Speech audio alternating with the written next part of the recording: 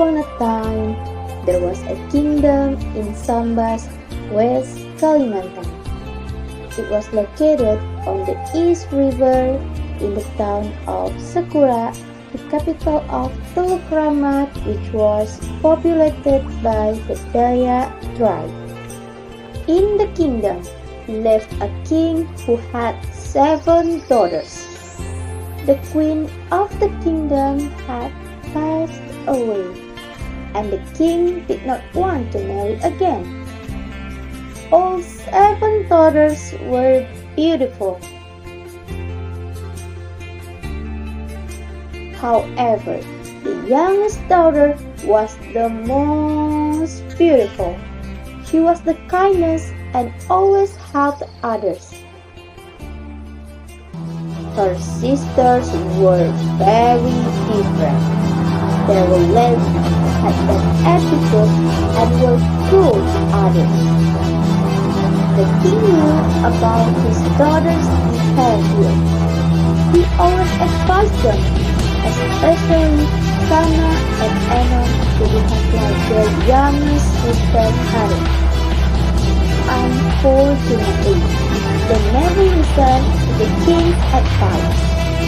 They hated their youngest sister because the king always praised her good behavior. Sana, Anna, and her sisters often did horrible things to Harry.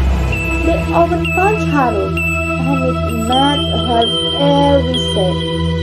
Harun cried a lot. She couldn't tell her father because her sisters always intimidated her.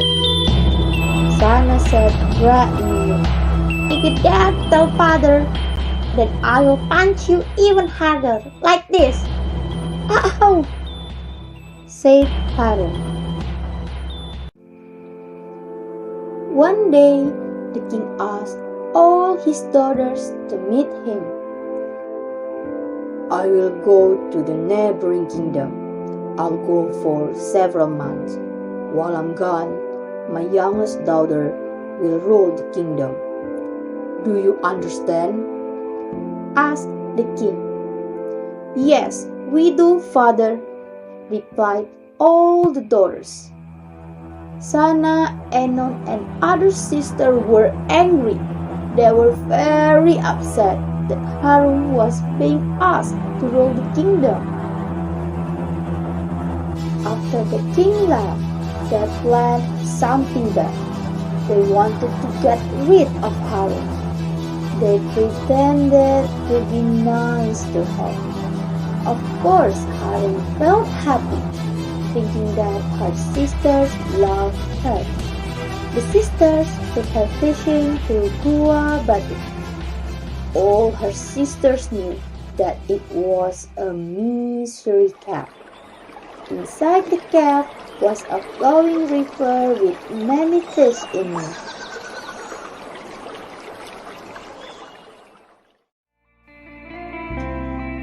After 2 hours of walking, they finally arrived at Gua Batu.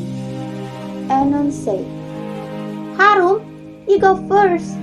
Find a river with lots of fish in this cave." Harun replied, "But Anon, it's so dark inside. I'm afraid I can't go any further." "Don't be afraid. We are not leaving you. We promise to follow behind you, Harun." Harun did so happily, without suspecting that they would trap her. "Just keep going. You almost found the place," said Sana. Harun was very excited, but when she went into the cave, she didn't know that her sisters were still outside the cave and not following behind her at all. They kept yelling at her to go deeper into the cave. Harun kept walking until she finally lost her way. She shouted out loud, calling all her sisters, but they did not answer. Hey, where are you? I'm lost. It's so dark here. I'm so scared. Anon, are you there?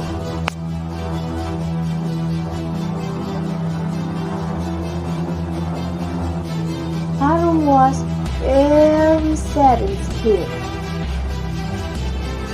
No, why are you lying?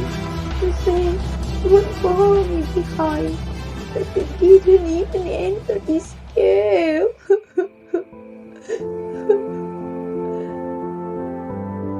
Suddenly, an old saint man came.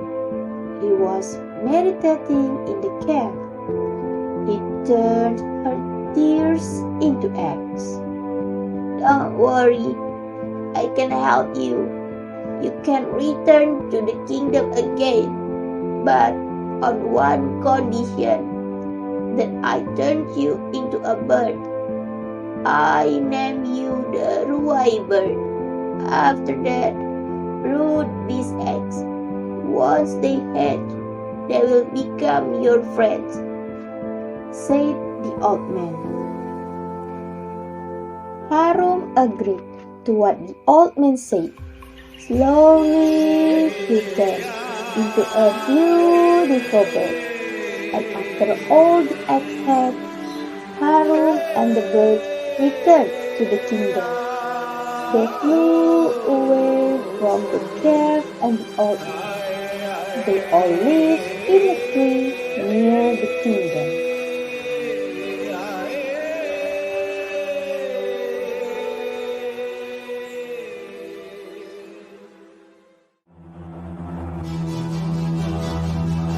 The king had found out that his 6 daughters had killed their youngest sister. He was very sad that Harum had died in the dark cave. He sentenced his daughters to live imprisonment.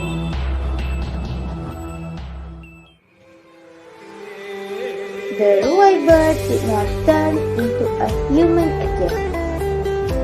At the end, Harum lived happily with other Ruai birds in a tree in front of the kingdom.